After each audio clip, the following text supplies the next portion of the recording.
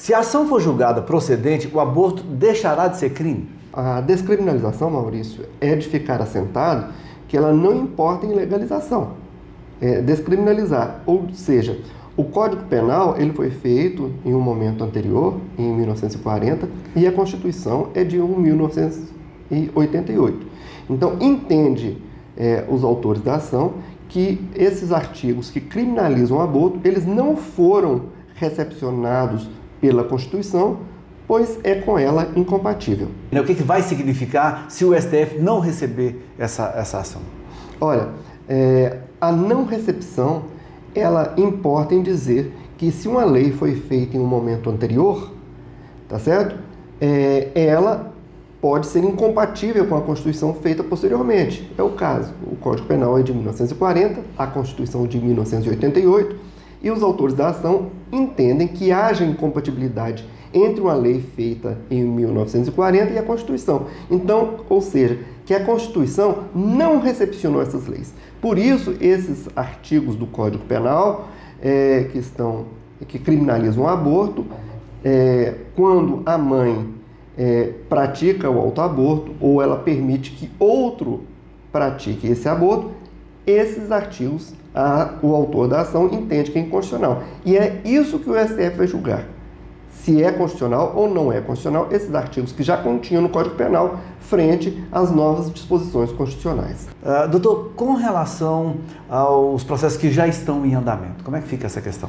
Se houver a descriminalização das condutas de provocar autoaborto ou permitir que outras pessoas causem o aborto na mulher, os processos que estão em trâmite serão encerrados e aqueles que eventualmente estejam cumprindo pena em razão dessas condutas, vai ser despenalizado e eles não vão ter que continuar a cumprir essa pena. Porque é como se fosse uma lei nova que retroage e a retroação sempre é em benefício do réu. A lei nova, a lei mais benéfica sempre retroage em benefício do réu. Doutor, por que o limite de 12 semanas que foi estabelecido nessa ação? Existe uma convenção que são usadas por diversos países do mundo, seja da Europa, seja aqui da América, seja da Ásia, no sentido que até 12 semanas o embrião não consegue viver fora do corpo da mãe.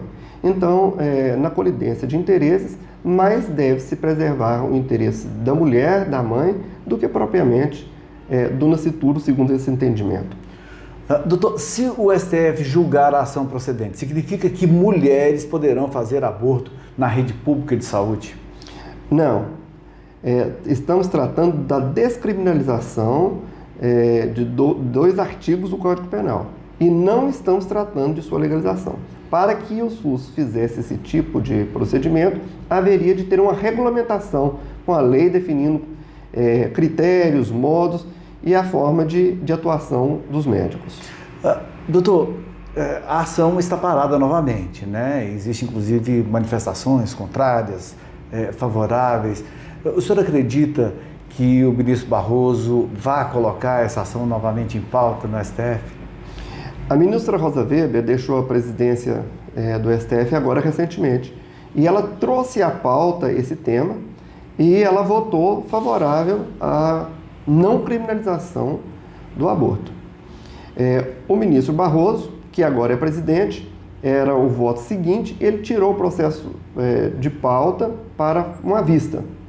Não creio, Maurício, que tão rapidamente o ministro Barroso traga esse processo para julgamento. Isso porque o Supremo Tribunal Federal é um órgão contra-majoritário.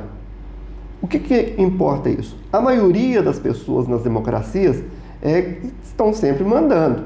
A maioria escolhe o presidente, a maioria escolhe o governador, o prefeito, deputado, senadores, vereadores. Mas as minorias também têm direito. E às vezes as vontades menores guardam direito. Às vezes eles também são lesados em algumas circunstâncias. Então, quem está lesado, o caminho é o judiciário. Então, geralmente, o STF tem dado decisões que contraria a maioria das pessoas, mas que também garante direito àqueles minoritários que vivem no Estado e também gozam de direitos e devem ser preservados.